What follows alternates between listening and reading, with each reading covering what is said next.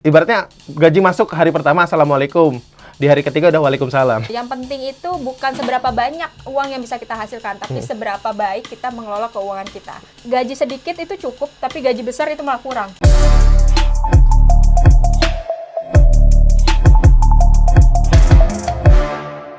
Halo Trust People, selamat datang di UK Trust Podcast. Podcast yang membahas tentang finansial, investasi, dan hal-hal yang lagi happening. Yeay!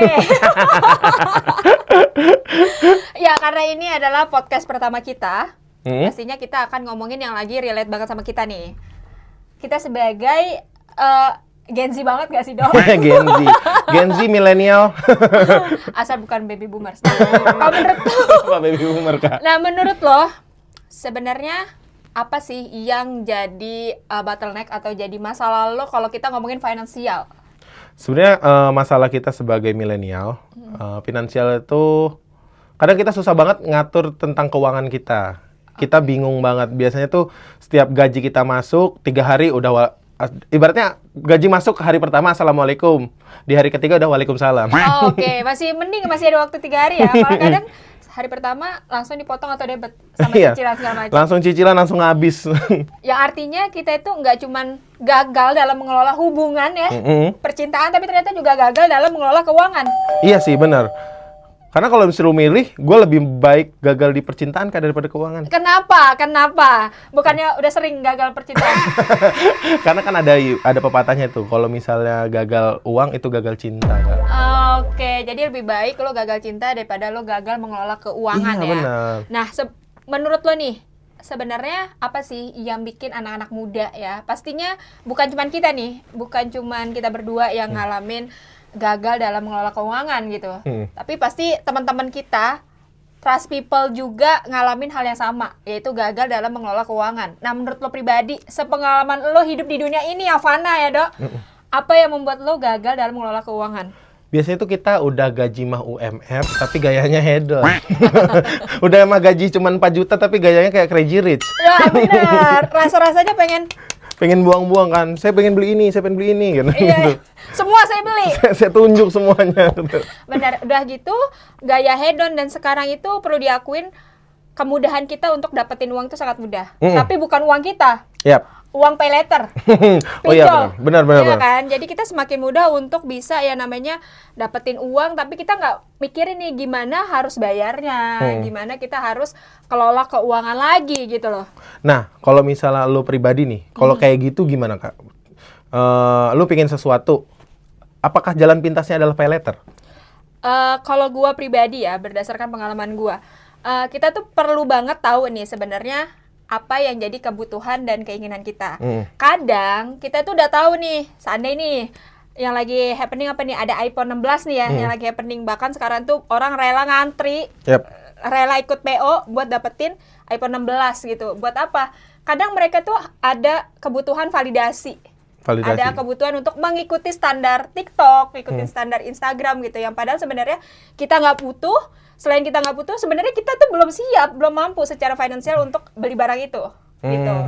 Jadi kebanyakan dari kita terlalu banyak mengkonsumsi hal-hal di media sosial, akhirnya membuat kita gagal untuk mengelola keuangan. Makanya itu gue sebagai anak muda nih, gue bilangin sebagai teman-teman nih, untuk Trust People jangan terlalu gampang untuk ngambil keputusan dana tambahan ya. Betul. Sebaiknya kalian merencanakan perencanaan keuangan. Iya, betul banget. Jadi sebelum memutuskan nih ya, memutuskan, oh ya kayaknya gue mau beli barang ini nih, mau beli barang A.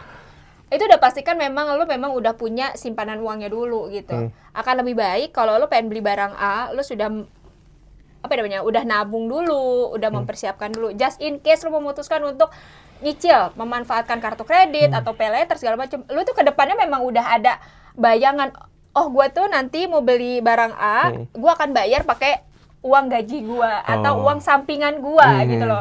Nggak tiba-tiba lo beli tapi lo sendiri aja, gue harus dapet duit dari mana guys? Itu nggak bisa, nggak boleh. Itu yang dinamakan, gue pernah ngobrol sama temen gue, walaupun dia udah punya kebebasan finansial, kenapa dia tetap ada cicilan? Gue sempet tanya tuh. Terus dia jawab, sebenarnya cicilan ini perlu untuk ngejaga cash flow gue. Lo juga kayak gitu nggak? Ya, sebenarnya cicilan tuh kan sekarang banyak banget ya, kayak aplikasi untuk kita nyatet keuangan kita, terus juga ada cicilan untuk menjaga cash flow kita gitu. Sebenarnya dalam budgeting sendiri sebenarnya itu ada budgeting 50 30 20 di mana 50% itu bisa kita manfaatkan untuk kebutuhan, 30% itu bisa kita manfaatkan untuk cicilan ataupun beli kebutuhan kita ataupun keinginan-keinginan kita, bahkan liburan, dan yang 20% itu bisa untuk kita manfaatkan investasi. Nah, mungkin maksud dari temen lo adalah untuk menjaga cash flow lo. Jadi, lo itu boleh menyicil, lo boleh beli barang yang lo mau, baik itu cicilan ataupun secara cash, tapi dengan angka 30% aja. Nggak boleh lebih dari pemasukan lo, gitu. Dengan lo mengikuti standar yang lo buat, ya, bukan standar TikTok, itu lo masuk dalam pengelolaan keuangan yang sehat gitu, karena yang tahu kondisi lo, yang tahu keuangan lo adalah diri lo sendiri, seperti itu. Oh, itu dari berapa? 50, 30, 20 ya? Betul. Jadi ibarat kita taruhlah bulanannya sebulan itu untuk milenial tuh rata-rata 10 sampai 15 kan. Oke. Nah, kita bagi tuh 50%. 50% untuk kebutuhan yang udah pasti. Ya, kayak tempat tinggal, makan, transportasi, terus juga ya kayak internet segala macam. Let's say gajinya 10 juta, berarti 5 juta tuh untuk kebutuhan. 5 juta itu untuk kebutuhan. Nah, 30%-nya itu sekitar 3 juta. Nah, 3 juta itu lu bisa manfaatin. Misal lu ada kebutuhan untuk beli barang. Diusahakan ketika lu beli barang dalam cicilan itu juga bisa mengupgrade diri lo. Let's say nih, lu seorang apa, Dok? Misalnya gua seorang kameramen, misal. Seorang kameramen. Nah, berarti kan untuk menunjang karir lo harus punya kamera yang proper, ya kan? Dan kalau seandainya lo tiba-tiba beli kamera dengan harga 13 juta, itu nggak mungkin. Nggak mungkin, ya. Ya kan? Jadi satu-satunya jalan adalah lo bisa nyicil. Sekarang juga banyak fasilitas yang memberikan cicilan 0%. Nah, lo boleh nyicil, tapi dengan catatan tidak lebih dari 30%. Artinya cicilannya nggak lebih dari 3 juta. Nah, itu artinya lo masih dalam kondisi sehat. Dan 20% lo itu bisa lo simpan untuk baik dana darurat ataupun investasi. Nah, biasanya tuh orang-orang yang nggak sehat keuangannya, itu nggak nerapin itu atau emang loss aja dia, Kak? Ada dua kemungkinan. Pertama, memang mereka tidak biasa ataupun tidak punya kebiasaan untuk punya cash flow yang baik, atau mereka memang juga nggak punya budgeting yang baik, atau memang mereka sudah terbiasa untuk hidup, ya udahlah, hari ini untuk hari ini aja. Susahnya besok itu gimana nanti? Sebenarnya kehidupan kayak gitu itu orang tua kita dulu pernah ngalamin kan ibaratnya. Kenapa mereka lebih bisa struggle tuh? Apa karena dulu gaya hidup belum kayak sekarang atau gimana tuh, Kak? Kalau menurut gue ya, orang dulu itu selain biaya hidup yang lebih murah ya, kita nggak usah ngomongin soal biaya hidup lah. Tapi menurut gue orang tua kita itu justru jauh lebih pintar dalam mengelola keuangan. Jadi mereka itu yang penting itu bukan seberapa banyak uang yang bisa kita hasilkan, tapi seberapa baik kita mengelola keuangan kita. Jadi nggak heran kalau orang tua zaman dulu itu mereka gajinya itu sebenarnya biasa aja ya, standar lah, cukup gitu. Tapi mereka udah bisa punya properti, punya tanah, bahkan bisa ngasih warisan ke anak-anaknya, bisa nyekolahin anak-anaknya. Coba kita gaji sedikit itu cukup, tapi gaji besar itu malah kurang. Iya, benar sih. Iya kan? Itu artinya kita kurang dalam kemampuan mengelola keuangan, tapi kita fokus cuman mencari uang ataupun mencari penghasilan besar, tapi kita nggak fokus dalam mengelola keuangan. Dan menurut gue ya, kalau ini diterusin, ini tuh akan ada skema domino. Jadi ketika lo nggak punya tabungan, lo nggak terbiasa punya untuk menyimpan cash flow yang baik gitu ya, itu nantinya lo akan mengakibatkan lo punya utang yang menumpuk. Setelah lo punya utang yang menumpuk, lo pasti akan stres ya ke depannya. Finansial lo akan stres, terus kemudian satu-satunya jalan biasanya apa? Lo akan mengganggu hubungan keluarga lo, ataupun lo pinjam sana sini gitu kan. Sampai akhirnya itu akan merusak mental lo juga. Seperti itu jadi ngaruh juga ya ke kesehatan mental ya, teman-teman. Betul, pastinya. Nah tuh, trust people, jangan sampai kayak gitu tuh. Apalagi nih trust people yang seumuran umur 30 nih. Jangan dah main-main judol, jangan. Saya aja nyesel. Jadi lo habis berapa, Dok? Biasanya kalau orang judol itu nggak ditanya lo menang berapa, tapi lo habis berapa? Karena biasanya orang-orang yang judol itu dia nggak mau ngaku kalau dia kalah biasanya. Oh, kenapa? Pengalaman lo nih? Gue nggak judul.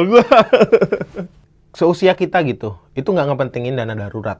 Ya. Kayak misalnya, ya kayak lu tadi mention kayak yang penting ada besok. Padahal kan kita nggak tahu ke depannya itu kita sakit atau entah ada pendidikan atau ada musibah, kita nggak tahu. Menurut lu gimana caranya, selain tadi lu bilang 50-30-20 tadi, gimana caranya biar kita aware sama dana darurat itu, Kak? Oke. Menurut gue dana darurat itu jadi salah satu yang penting ya, karena kondisi sekarang itu bisa dibilang nggak nentu ya, Do ya. Kayak gue nih pengalaman, gue dulu tahu kan, gue tiba-tiba di layoff, gue tiba-tiba di PHK, dan saat itu jujur gue nggak punya dana darurat.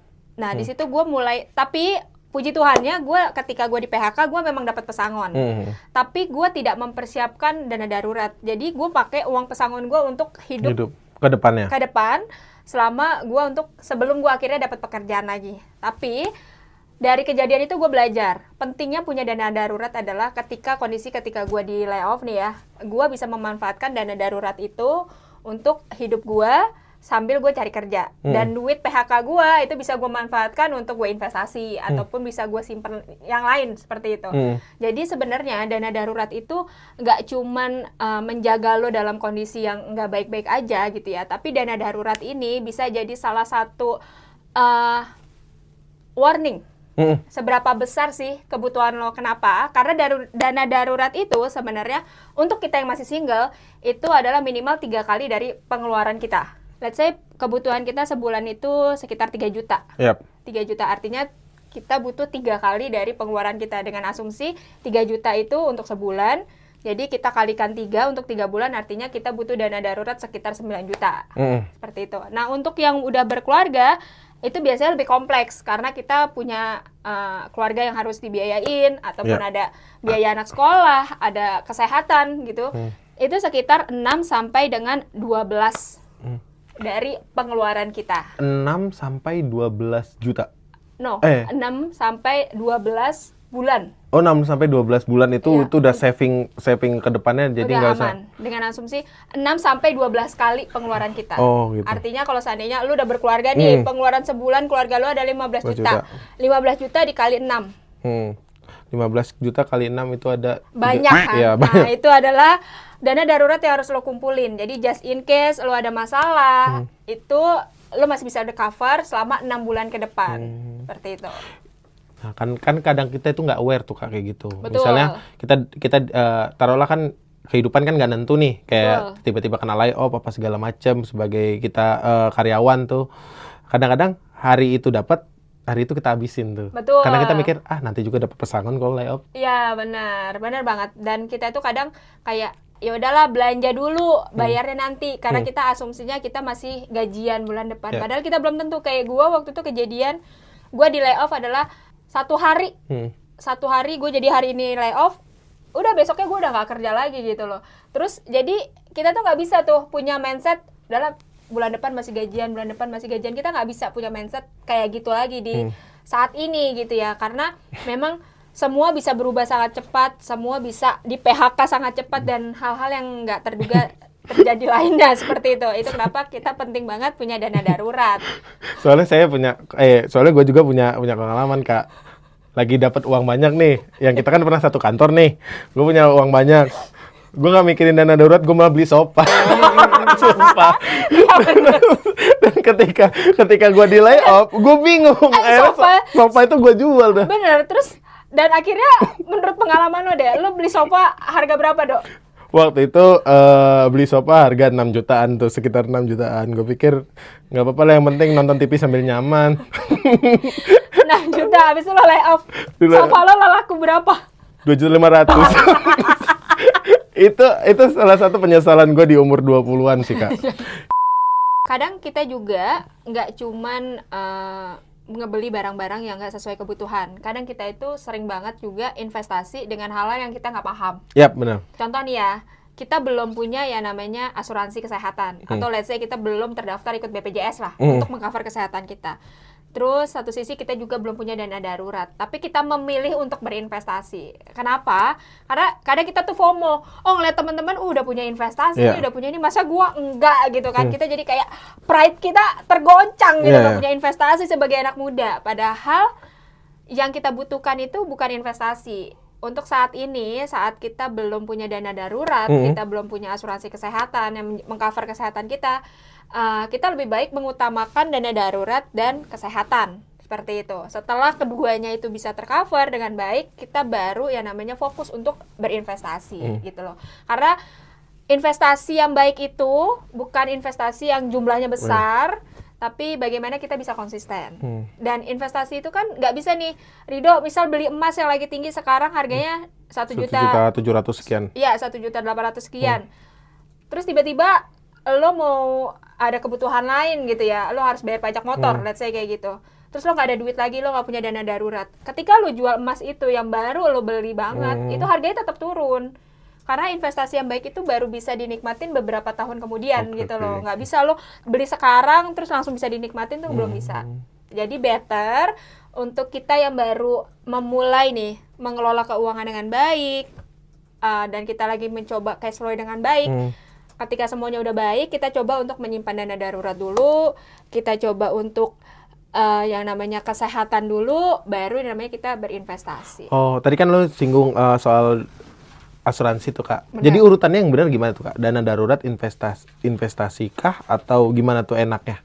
Oke, kalau kita ngomongin soal urutan, menurut gue yang baik adalah kita punya cash flow dulu yang benar. Cash flow benar. Kita udah punya yang namanya, oh tahu nih kebutuhan sebulan gue berapa. Gue udah tahu ya namanya kebutuhan lu dan lu udah bisa budgeting 50 30 20 yang tadi kata gue. Setelah lu udah tahu, terus lu kedua coba untuk mensisihkan uang dari 20% itu adalah jadi dana darurat. Dana daruratnya yang tadi kita mention 3 kali dari pengeluaran bulanan untuk yang single atau 6 sampai 12 untuk yang sudah menikah. Nah, ketika lu udah punya dana darurat, coba lu fokus untuk baik itu lo fokus untuk beli kesehatan ataupun asuransi, baik itu BPJS apapun lah bentuknya, yang penting itu bisa mengcover kesehatan lo. Kenapa kesehatan penting? Karena ketika lo sakit, biaya kesehatan tuh sangat mahal, sangat tinggi. Dan ketika lo sakit, jangankan untuk menyimpan investasi, lo untuk kerja aja udah gak bisa gitu. Itu kenapa lo setelah lo punya yang namanya dana darurat, lo coba fokusin untuk yang namanya punya asuransi kesehatan ataupun apapun bentuknya untuk bisa mengcover kesehatan lo. Makanya banyak orang yang bilang investasi terbaik adalah kesehatan. Betul banget. Nah, baru setelah udah punya dana darurat, punya proteksi kesehatan, baru deh lo fokus untuk mencari yang namanya investasi. Nah, kalau penghasilannya nggak tentu, Kak, itu sama juga 50 30 20 atau gimana kan? Tapi kan nggak tentu tuh. Oke, kalau kita ngomongin soal pengelolaan keuangan, sebenarnya nggak pakem ya, Dok. Nggak, oh harus 50 30 20 enggak. Jadi setiap orang itu punya caranya masing-masing gitu ya. Kalau seandainya untuk case-case yang bagi karyawan itu kan punya pendapatan udah pasti. Jadi punya apa sih namanya? Perencanaan keuangannya udah lebih jelas dibanding dengan yang freelance ataupun yang pekerja kreatif, pekerjaannya yang pendapatannya itu nggak nentu. Nah, tapi kan kalau secara kebutuhan pasti udah jelas ya, Dok. Secara kebutuhan kayak yang namanya tempat tinggal, makan, internet, terus juga hal-hal yang kebutuhan. Itu kan udah pasti ya. Nah, lo harus bisa bedain dulu, lo total dulu deh berapa kebutuhan lo. Yang kebutuhan pasti udah pasti. Dan itu lo kumpulin berapa total cicilan lo, gitu.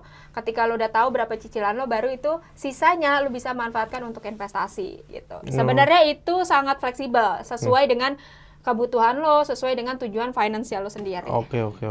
Jadi semuanya itu nggak pasti ya kayak kalau soal investasi ini ya. Betul.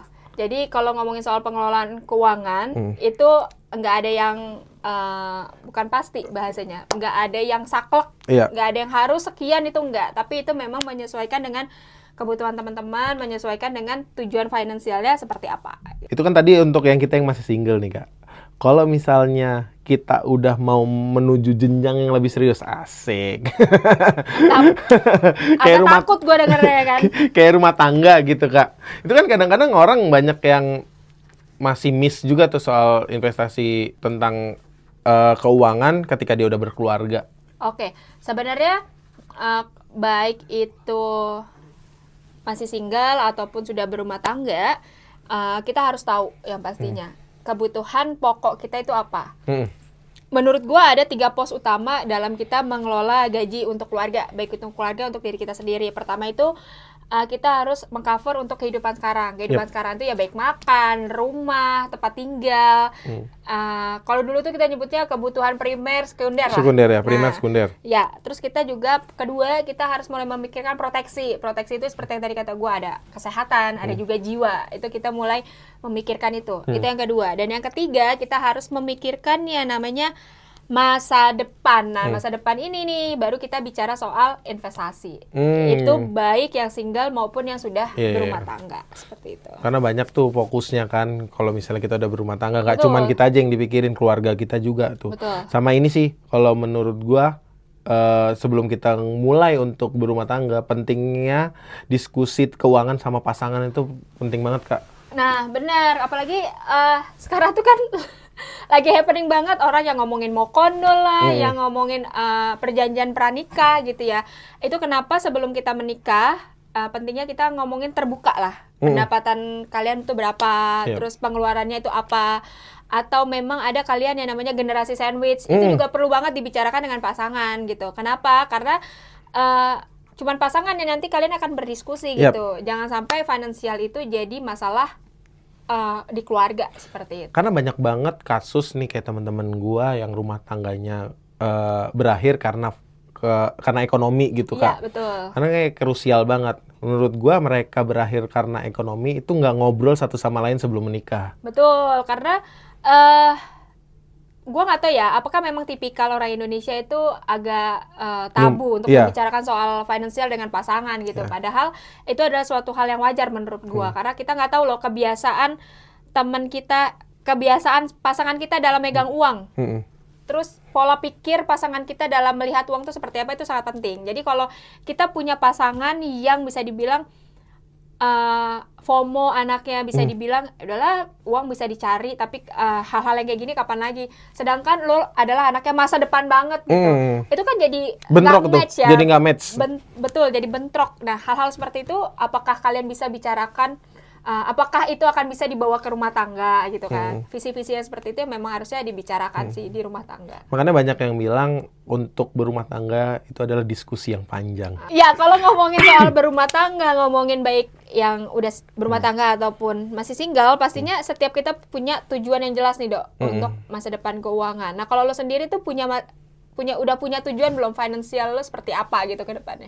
Sebenarnya gue tuh pengen kalau tujuan finansial gue adalah yang penting gue hidup tenang, hidup nyaman, ada di kedepannya ada rezeki dan lain-lain. Gitu aja sih, Kak. Iya, benar. Hidup tenang aja.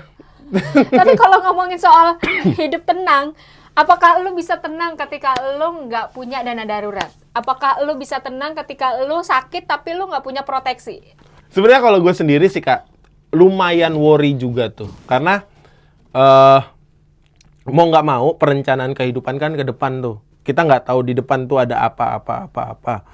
Makanya mulai dari sekarang tuh gue udah mulai tuh untuk nabung, sedikit nyisihin untuk, walaupun nggak banyak, untuk kedepannya. Yang penting ada budget gitu aja, Kak. Iya, betul. Nah, sekarang budget gue nyebutnya kalau misalnya ke coffee shop atau ngopi, itu adalah budget senang-senang. Betul. Budget entertain. Itu gua tetap masukin juga di pemasukan gua. Di pengeluaran gua. Jadi budget entertain. Kalau misalnya sekarang taruhlah let's say budget entertain gua sehari 150.000, tapi hari ini gua ngabisin 300, besok gua udah nggak keluar lagi. Gua bakal di rumah aja. Betul. Gua mungkin kayak gitu sekarang. Betul. Kalau lu gitu juga nggak? Nah, kalau gue pribadi, gue sih memang punya beberapa rencana keuangan tuh. Dari mulai gue harus sudah punya dana darurat, gue juga harus sudah punya namanya asuransi kesehatan. Baru sekarang tuh gue udah mulai lagi namanya investasi kecil-kecilan lah, maksudnya. Gue udah mulai coba untuk beli obligasi deh. Obligasi pemerintah tuh, sekarang kan pemerintah lagi banyak banget menjual obligasi negara, surat utang negara, yang mana itu kita bisa dapat passive income setiap bulannya. Tapi terlepas dari itu semua, yang terpenting adalah gimana caranya kita bikin tujuan finansial itu jelas gitu, Dok. Pertama, kita harus yang namanya spesifik. Nah, spesifik tuh apa? Seperti lo tadi, oh Kak, gue 5 tahun ke depan gue harus udah punya dana darurat, gue harus udah punya namanya asuransi kesehatan, gue juga harus udah punya investasi berapa. Nah, itu harus lo spesifik gitu, harus jelas. Nah, kemudian ada yang namanya measurable, lo memastikan bagaimana caranya lo bisa mencapai itu semua. Oke. Ya, dan yang ketiga ada yang namanya achievable. Achievable itu artinya lo memang bisa mencapai itu. Jangan lo bikin tujuan finansial, tapi lo mau, contoh kayak gini, jangan sampai lo bikin tujuan finansial yang sebenarnya lo nggak bisa capai. Bukan lo nggak bisa, tapi nggak bisa dalam waktu tertentu. Let's say, Kak, gue pengen punya rumah di 2 tahun ke depan. 2 tahun ke depan. Padahal kita tahu harga properti kan gila banget gitu kan, bunga lagi tinggi-tingginya gitu. Apalagi di tengah Jakarta. Kayaknya gue bisa dapat rumah di tengah Jakarta tuh harus hidup mati lagi mati lagi hidup lagi mati lagi. Nah di situ baru berkali-kali ya kan Dok. Nah itu maksudnya kita harus juga punya namanya achievable, ya memang itu kita bisa mencapainya. Jangan sampai tujuan finansial itu bikin kita burn out sendiri karena kita terlalu tinggi gitu. Sebenarnya kita nggak bisa capai tapi kita paksain. Nah terus yang keempat, kita juga harus realistis. Ya kita, kalau kita punya gaji 10 juta, ya kita harus realistis berapa sih yang bisa kita sisihkan buat menabung, buat dana darurat, dan juga buat investasi. Jangan, yaudah Kak, gue 75% deh buat investasi. Ya terus lo gimana makan? Terus lo gimana hidupnya gitu? Nggak mungkin lo cuma makan nasi sama garam doang gitu kan. Akhirnya lo sakit, akhirnya malah tujuan finansial lo nggak kecapai, lo malah merepotkan orang lain, lo malah sakit seperti itu. Nah, dan yang terakhir, lo harus ada yang namanya timely. Itu artinya lo jelas bikin tujuannya itu berapa tahun, apakah 3 tahun, apakah 5 tahun. Nah Kak, gue mau nanya ini ada pertanyaan menarik nih menurut gue. Tadi kan lo bilang harus ada achievable untuk di 5 tahun ke depan. Misalnya kalau kita pengen punya rumah kan, let's say jangan 2 tahun lah, 10 tahun. Teman, di situ ada pengorbanan Kak. Biasanya kan kalau kita mau ini sesuatu, misalnya kita pengen punya tujuan rumah dah, pengorbanan kita pasti besar banget tuh. Betul. Nah itu kan anak-anak sekarang tuh lagi kayak gitu tuh, gue pengen punya rumah sehingga dia nggak punya ada waktu untuk diri dia sendiri tuh, nggak ada self reward untuk diri dia sendiri. Nah kadang-kadang juga sebaliknya, terlalu self reward sampai nggak punya target itu sendiri. Iya, betul. Itu masalah kita tuh Kak. Betul, benar banget. Itu relate banget sih Dok. Sampai ada soundnya dikit-dikit self reward, dikit-dikit self reward gitu kan. Padahal cuman dimarahin atasan sedikit langsung self reward. Cuman gara-gara diputusin pacar, self reward. Self reward gitu. Jadi kalau kita udah ngomongin soal self reward, kita udah ngomongin soal kayak keinginan kita gitu ya, validasi, itu udah bicara soal psikologis menurut gua ya. Itu kenapa pentingnya kita juga namanya mengelola emosi kita. Pentingnya kita mengelola yang namanya pola pikir kita. Sehingga kita itu dalam menentukan tujuan finansial, pola pikir kita dan mental kita itu juga sejalan gitu Dok. Jangan sampai kita udah punya tujuan finansial tapi mindset kita, kayaknya gue belum self reward nih bulan ini, self reward deh. Nanti dulu deh, nanti yang tujuan gitu. Tujuan gue mau beli rumah nanti dulu deh, gue self reward dulu. Nah yang kayak gitu tuh, itu pentingnya kita juga harus matang secara mental, psikologis, juga pola pikir, sehingga dalam kita mencapai itu akan jauh lebih mudah. Jadi pola pikir lo sejalan, mental lo sejalan sama tujuan-tujuan lo, seperti itu sih Dok. Soalnya ini relate banget ada di film Home Sweet Loan sih Kak. Ya betul. Home Sweet Loan kan gitu sih, gue pengen punya rumah, tapi di sisi lain gue tuh generasi sandwich gitu. Ya betul. Ya kan? Betul. Itu relate banget tuh ke anak muda, soalnya kita semua, nggak tahu sih, kayak gue, lu pasti kita ngalamin itu semua kan. Pengen beli sesuatu cuman ntar deh untuk keluarga dulu, tapi gue harus self reward nih. Atau sebaliknya deh, kadang self reward terus sampai kita lupa dan loss gitu soal perencanaan keuangan. Pasti tuh kita kayak begitu tuh. Benar-benar, menurut gue itu udah umum ya. Ngomongin soal sandwich generation ataupun mereka yang nggak punya privilege, tidak mengalami sandwich generation tapi mereka gagal dalam mengelola keuangan gitu kan. Itu artinya sebenarnya balik lagi ke orangnya masing-masing nggak sih Dok? Iya. Ada juga yang sandwich generation tapi dia oke tuh pengelolaan keuangannya. Tapi ada tuh yang punya privilege, bisa sekolah segala macam tanpa lo harus ngeluarin biaya, tapi lo gagal juga gitu kan. Berarti itu kan balik lagi ke orangnya masing-masing. Gimana dia punya mindset melihat uang, gimana caranya dia punya pola pikir dan perencanaan yang baik, seperti itu sih.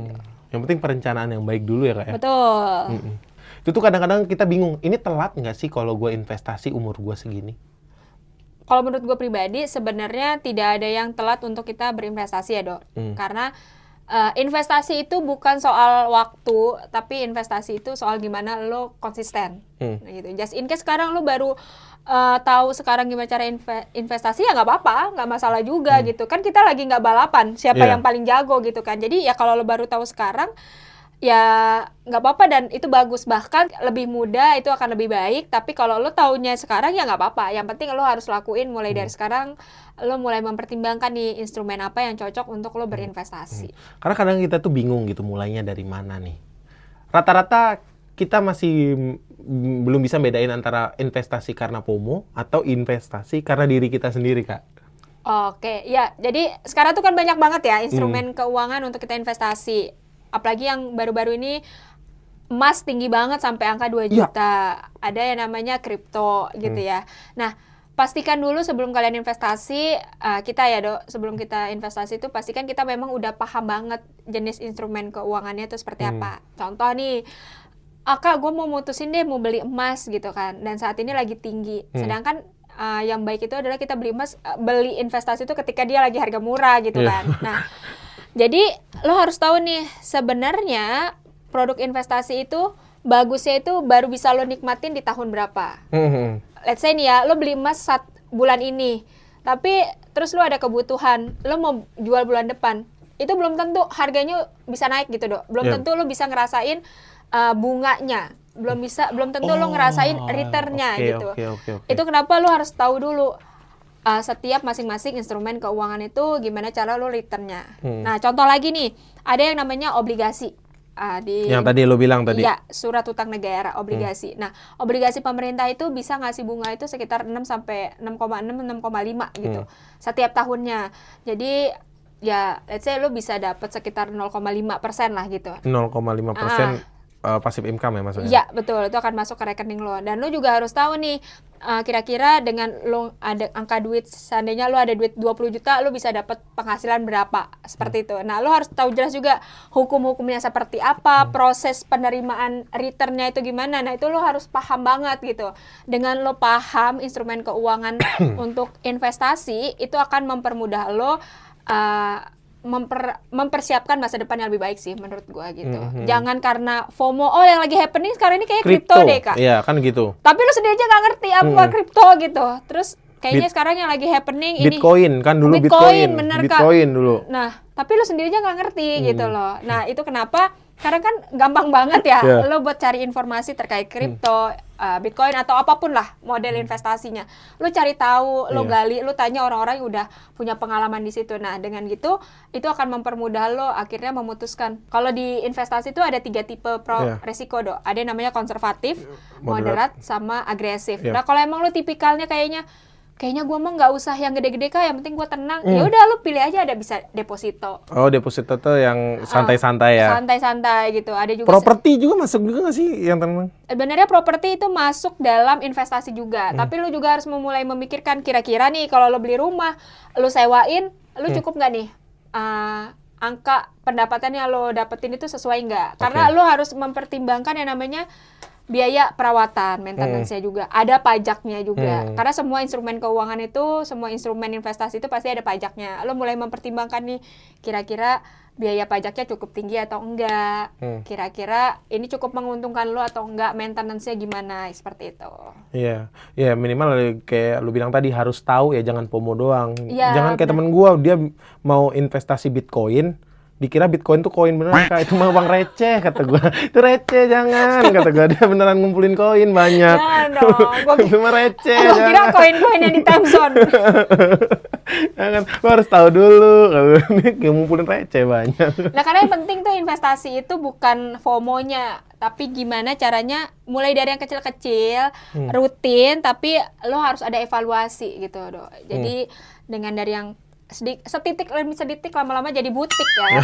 Besar banget. Nah, baru lo evaluasi. Oh, ternyata kalau investasi di emas itu baru bisa dinikmati 1-2 tahun ke depan. Ke depan ya dia. Jadi maju ke depan ya. Atau 5 tahun baru kerasa nih untungnya seperti itu. Oh, kalau gua investasi obligasi 2 tahun juga udah oke nih, gue dapat pendapatan pasif income segini. Nah, itu udah lo harus udah mulai mempertimbangkan. Nih, di umuran gue nih teman-teman gue tuh rata-rata mikir, gue mau investasi, mungkin 3 atau 4 bulan lagi uang gue balik. Jadi mentalitasnya itu mentalitas yang mentalitas apa ya, instan gitu. Iya, benar. Lu juga rata-rata teman-teman lu gitu juga nggak? Benar, soalnya sekarang juga banyak banget sih ya, Dok. Nggak cuman kayak pay later, pinjol segala macam, itu kan banyak ya menjamur. Sekarang juga banyak kok perusahaan-perusahaan yang menawarkan investasi dengan ya namanya return tinggi gitu. Padahal sebenarnya itu nggak make sense gitu. Kayak lo dapat return 12% sebulan gitu. Itu kan kayak nggak mungkin banget, gede banget. 12% seandainya lo ngasih duit 10 juta gitu ya. Lo dapat returnnya itu sekitar 1.200.000 dalam sebulan. Itu kayak gede banget kan, Dok. Itu kayak nggak make sense. Nah, yang hal-hal yang kayak gitu tuh kita harus paham dulu ya. Paham gitu. Kita harus jelas dari mulai legalitasnya. Kita juga harus tahu pola kerja dari investasi itu seperti apa. Dan yang pasti jangan asal pengen cepet tapi akhirnya malah modal lo hilang semua. Akhirnya lo malah loss semua. Jatuhnya jadinya kayak judi nggak sih kayak gitu? Kalau sekarang itu nyebutnya money game. Money game ya? Money game. Jadi duitnya nggak tahu gimana pola kerjanya sampai akhirnya karena lu di awal-awal mungkin benar ya, lu dapat return tapi lama-lama kan itu suatu hal yang ketagihan ya, Dok. Gua nggak kerja tapi gue bisa dapat return tinggi nih. Tagihan lu akan nambah lagi sampai akhirnya ketika lu udah nambah modal banyak, akhirnya duitnya hilang semua. Seperti itu. Jadi banyak tuh teman-teman gue kayak yang invest cuman nggak mikir gitu, kayak dia invest ke salah satu permainan saham, ketika dia udah invest pertama kedua dia masih oke tuh, lama kelamaan jadi turun-turun, dia nggak bisa baca saham, nggak bisa baca pasar, akhirnya violet tuh banyak banget kejadian tuh teman-teman gue kayak gitu. Investasi itu ada 3 tipe kan, ada yang konservatif, moderat, sama agresif gitu kan. Artinya kita juga harus bisa tahu diri kita itu sebenarnya kebutuhannya apa. Jangan lu tuh tipenya sebenarnya pengennya yang stabil-stabil aja, yang pengennya yang umum-umum aja gitu ya, yang dapat return tapi yang penting hati lo tenang gitu. Sebenarnya lo tipenya adalah konservatif, tapi karena lo FOMO ngeliat temen lo, kok dia bisa dapat returnnya tinggi nih, akhirnya lo pilih yang instrumen keuangannya fluktuatif. Kayak saham tuh naik turun banget kan. Nah, lo baru turun sekali, lo udah jantungan langsung, gitu. Padahal saham itu baru bisa dinikmatin kalau dia di dalam jangka waktu yang panjang juga gitu. Itu kenapa pentingnya juga lo mengenal diri lo dengan baik, mengenal kondisi keuangan lo dengan baik, sehingga ketika memilih instrumen keuangan itu benar-benar sesuai gitu loh. Nggak cuma FOMO tapi ya emang ini kebutuhan gua gitu. Banyak yang bilang pastiin kalau misalnya lo emang pengen main saham, pakai uang yang benar-benar aman ya, kayak uang safe lah, uang dingin nih ibaratnya. Benar kata Rido, pastikan investasi itu dengan uang-uang yang dingin. Emang lu punya posnya sendiri untuk berinvestasi. Iya sih, benar. Karena banyak banget tuh yang kayak, gue yakin uang gue ini akan gue invest semua di sini. Rupanya utangnya di mana-mana. Iya, jangan dong. Banyak tuh teman-teman kayak gitu tuh. Apalagi usia-usia milenial nih kayak gua nih, dari 20 sampai 25, usia produktif lah 25 sampai 35 gitu kan, pengennya uang cepat kan di kepala kita kan. Betul. Padahal sebenarnya itu nggak sehat juga gitu kan. Nah, ini kan hari ini kita ngomongin investasi tuh, dari tadi kita ngobrolin gimana caranya investasi, habis itu gimana caranya ngelola uang dengan baik. Gue tadi kemarin ngeliat di Instagram kita ada influencer yang ngomongin soal UK Trust. Lu tau gak sih Kak UK Trust itu, Kak? Perusahaan untuk mengelola aset sih, Dok. Nah, sebenarnya produknya itu apa namanya? Produknya itu trust. Jadi trust itu pengelolaan aset. Nih, let's say contoh ya, lo punya duit 100 juta. Terus gue pengen bisa nih, Kak, duit gue nih aman, tapi juga tetap bisa ngasilin passive income. Gak mungkin dong kita punya duit, tapi kita anggurin doang. Secara nilai itu akan turun, inflasi kan. Jadi lo memutuskan deh untuk lo cari instrumen mana yang cocok untuk bisa dapetin passive income. Nah, ketika lo memutuskan untuk memindahkan ke trust, dana lo itu nggak cuma dijaga, nggak cuma dilindungin, tapi lo juga akan diberi namanya pertumbuhan pasif. Pertumbuhan pasif itu lo akan dapat dividen setiap bulannya. Trust ini sendiri, nah untuk di Indonesia trust ini baru pertama di Indonesia. Oh, trust ini baru pertama? Betul, di Indonesia itu trust ini baru pertama. Dan UK Trust sendiri itu sebenarnya berdiri di tahun 1999. Tapi awalnya itu ada di Inggris. Nah, sebenarnya kalau trust ini produk yang udah umum di Eropa. Ya, memang udah biasa dipakai sama Crazy Rich lah untuk di Eropa, seperti itu ya. Nah, kemudian kalau di Indonesia sendiri itu baru ada. Dan ada salah satu perusahaan yang memang dia sebagai marketing agency-nya, yaitu UK Trust Global Advisory. Jadi dia memasarkanlah produk UK Trust itu sendiri, yaitu trust. Jadi sebenarnya tanggung jawabnya apa sih? Nah, kalau UK Trust Global Advisory sendiri itu dia memaparkan, mensosialisasikan, dan juga memasarkan namanya produk trust itu sendiri. Nih, just in case nih, Kak, gue punya duit nih 100 juta, kayaknya gue mau masukin trust aja gitu, misalnya kayak gitu ya. Ya udah, lo bisa minta bantuannya dari UK Trust Global Advisory. Jadi nanti lo akan dibantu nih produk apa yang cocok buat lo, kira-kira dividennya lo seperti apa, hukumnya seperti apa, dan siapa aja ahli waris lo itu juga akan dibantu sama UK Trust Global Advisory. Nah, Kak, si UK Trust sendiri ini bedanya dengan konsultan keuangan lain apa, Kak? Oke, jadi kalau trust ini sendiri, trust itu biasanya dia serupa sama yang namanya bank dan juga asuransi, karena memang fokusnya untuk mengelola aset seperti itu ya. Tapi kalau kita ngomongin soal bank, itu memang bank dan asuransi itu udah umum untuk kita ya, masyarakat Indonesia. Kayak lo sehari-hari pasti menggunakan fasilitas dari bank, ya kan? Dan kita juga beberapa banyak yang udah memanfaatkan fasilitas dari asuransi. Yang membedakan dari asuransi, bank, dan juga trust itu sendiri adalah kalau trust ini kan fokusnya untuk mengelola aset. Jadi aset lo akan dikelola, terus nanti lo akan mendapatkan passive income. Nah, passive income yang lo terima ini, itu bisa lo tentukan. Let's say, Kak, gue pengen passive income-nya pengen gue kasih ke adik gue, itu bisa. Pengen gue kasih ke orang tua gue, itu bisa. Atau kayaknya gue pengen kasih ke pacar gue deh, Kak. Oh, itu bisa juga. Walaupun sebenarnya nggak ada hubungan darah ya. Tapi lo pengen kasih, itu juga bisa. Jadi kalau trust ini menurut gua dia jauh lebih fleksibel dan dia itu bisa untuk perencanaan masa depan lo. Seperti itu. Jadi solusi jangka panjang untuk keluarga juga bisa ya kayak di sini? Bisa. Jadi lo seandainya lo udah berkeluarga, kayaknya gua udah mulai mempersiapkan nih dana pendidikan buat anak-anak gua. Lo juga bisa memanfaatkan ini karena setiap bulannya lo dapet dividen. Terus juga nanti kontraknya bisa disesuaikan dengan kebutuhan lo, sehingga nanti pas memang anak lo udah mau masuk sekolah, itu dividennya bisa lo tarik, dan juga modalnya juga lo bisa tarik, dan itu bisa lo manfaatkan untuk pendidikan anak lo. Gue pengen nanya sedikit, Kak. Untuk trust sendiri perkembangan di Indonesianya kan dia masuk Indonesia dari awal tahun ya? Ya, jadi kalau trust sendiri itu masuk ke Indonesia, kita launching di November 2024. Oh, November 2024. November 2024, kita kantornya ada di Jakarta. Pertama kita kantornya di Jakarta, itu ada di Tokopedia Care Tower, Jakarta Barat. Terus kita coba ekspansi ya di Indonesia, dan saat ini kita udah perkembangannya sampai di Medan dan juga Batam termasuk Pekanbaru. Oh, udah tersebar juga di Indonesia ya? Betul, dan dalam waktu dekat kalau memang diizinkan ya, kita akan coba ngembangin masuk ke Surabaya dan juga Bali. Oh, Surabaya sama Bali lagi mau dibangun juga ya? Betul banget gitu. Oke. Jadi untuk trust sendiri, Kak, ada batasan umur nggak sih untuk join ke sini? Sebenarnya nggak ada. Kalau trust itu sebenarnya nggak ada batasan umur atau apa. Yang pastinya lo harus udah punya KTP aja sih, Dok. Ya kan? Karena nanti sama seperti instrumen keuangan lainnya, kayak lo punya properti, lo punya kendaraan, lo punya asuransi, lo kan akan dapetin yang namanya polis, BPKB, sertifikat gitu ya.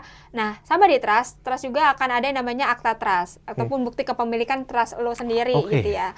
Nah, nanti di dalam itu ada tuh, Dok, tulisan ahli waris lo siapa aja, jumlah trust lo berapa, kontrak lo berapa lama, seperti itu. Dan produk lo sampai dividen yang lo terima itu jelas. Seperti itu. Jadi terpercaya ya, kayak. Terpercaya. Soalnya kan banyak banget yang kayak konsultasi keuangan gini-gini kan takut kena scam atau gimana gitu. Ya, betul-betul. Ya, jadi secara ini sih clear ya, Dok. Secara ada hukum-hukum yang memang tertulis di dalam akta trust itu sendiri. Nah, itu kenapa sebelum akhirnya kalian memutuskan apapun investasinya ya, lo harus paham dulu dari mulai perusahaannya, produknya, termasuk representatif yang ada di Indonesia itu seperti apa? Seperti itu.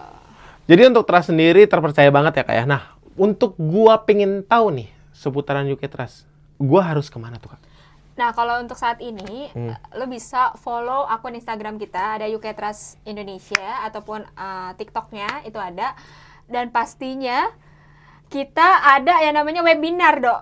Jadi seminggu itu, UK Trust itu ngadain yang namanya financial edukasi. Seminggu itu 3 kali, ada di hari Senin, Rabu, Jumat, ataupun Selasa, Kamis, Sabtu. Oh, ya, ada webinar jadi teman-teman ya? tuh bisa ikut join, jadi biar tahu nih sebenarnya trust itu seperti apa gitu loh. Jadi jangan sampai kalian tiba-tiba join tapi kalian masih bingung, aku di mana? Seperti itu jangan ya. Untuk webinarnya sendiri harus join dulu atau dapat webinar, atau buat teman-teman yang gue pengen tahu dong webinarnya gitu, Terbuka bisa nggak? untuk umum. Jadi siapapun yang pengen tahu terkait dengan gimana cara mengelola keuangan, ngomongin soal warisan, ngomongin soal pajak juga, investasi, itu juga terbuka untuk umum. Jadi baru setelah itu nanti akan dikaitkan, nanti kita juga akan ngobrolin soal trust gitu. Oh, nanti kita ngobrolin soal, selain ngobrolin soal trust, kita juga dapat cara-cara untuk warisan, investasi gitu-gitu dah. Betul. Jadi sebenarnya Dok, kalau kita ngomongin soal investasi ya, biasanya kan investasi itu dipersiapkan untuk masa depan. Baik kalau untuk orang tua itu mempersiapkan untuk warisan anak-anaknya. Ya, benar. Ataupun kita mulai berinvestasi, tapi kita mulai mikirin, Kak, kalau gua seandainya investasi deposito, pajak yang gua harus bayar 20% loh Kak, gede. Tapi kalau gua investasi properti, ternyata pajaknya juga gede loh Kak, ada PBB, terus juga ada balik nama, terus segala macam, kayaknya tuh gede ya Kak ya. Nah, trust ini sebenarnya jadi kayak salah satu pilihan nih buat teman-teman, karena di dalamnya nggak cuma ngelindungin, tapi juga bisa untuk mempersiapkan masa depan. Dividennya juga cukup memberikan ketenangan buat teman-teman, termasuk juga kita bicarain soal pajak. Gimana sih cara mengalokasikan aset, mengalokasikan dana kita untuk investasi, tapi kita juga nggak boncos untuk pajaknya sendiri. Jadi solusi tepat untuk konsultasi masalah keuangan ya? Betul. Jadi kalau buat teman-teman, daripada langsung ujuk-ujuk, mending konsultasi aja dulu sama teman-teman ataupun agen-agen dari UK Trust Global Advisory.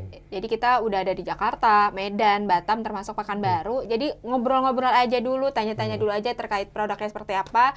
Kalau emang dirasa, oh cocok nih Kak, kayaknya oke deh, ya boleh gitu. Tapi jangan yang tiba-tiba ikut tapi lo sendiri masih bingung. Itu soalnya kan banyak banget teman-teman yang tiba-tiba ikut langsung, aku harus ngapain ini? Gitu. Aku di mana ini? Nggak boleh dong, ya kan? Terus mengeluarkan uang, akhirnya bingung kemana sendiri, gitu. Karena kan banyak banget isu-isu yang beredar, itu bukan karena produknya nggak bagus, karena kita terbatas untuk terhadap informasi itu. Ya, gitu. jadi terbatas akan informasi yang disampaikan tentang konsultasi keuangan tersebut kan. Betul, jadi akhirnya kita termakan kayak cuman ngedengerin omongan orang doang, tapi kita nggak ngerasain sendiri, tapi kita nggak tahu, akhirnya kita ikut-ikutan. Akhirnya padahal kita nggak paham. Nah, balik lagi ke FOMO tuh kan. Itu kan jatuhnya ke FOMO tentang investasi kan. Betul. Makanya tindakan yang kita ambil adalah kita beneran ngobrol tentang konsultasi bersama orang yang pakar di bidang konsultasi keuangan ya Kak ya? Betul. Jadi pakar di bidang konsultasi keuangan itu kan macam-macam ya Dok. Memang dia secara pendidikan dia memang udah dapat kayak ada sertifikasinya, emang ada, atau dia memang pakar karena memang dia berdasarkan pengalaman. Nah itu jadi lo harus mulai mempertimbangkan kira-kira gue harus diskusinya dengan siapa. Yang pastinya diskusi itu buat nambah informasi buat diri lo, buat nambah pengetahuan lo, nantinya akan membantu lo dapetin namanya financial freedom. Ya biar kita merdeka dalam finansial. Betul. Oke, terima kasih Trust People yang udah dengerin kita tadi ngobrol-ngobrol, dan jangan lupa buat teman-teman yang pengen tahu info tentang UK Trust bisa follow di Instagram dan TikTok kita, dan kita juga hadir di Spotify. Ya, buat teman-teman Trust People yang mau tanya-tanya ataupun punya ide menarik nih ya buat kita obrolin, boleh banget kalau bisa isi di kolom komentar. Ya, dan buat teman-teman jangan lupa dengerin podcast kita lagi. Dadah. Bye-bye. Dengerin terus episode-episode lainnya tentang investasi, finansial, dan ekonomi. Jangan lupa subscribe YouTube kita dan follow akun kita lainnya, biar kalian gak ketinggalan Insight Smart, Stay Inspired, dan see you!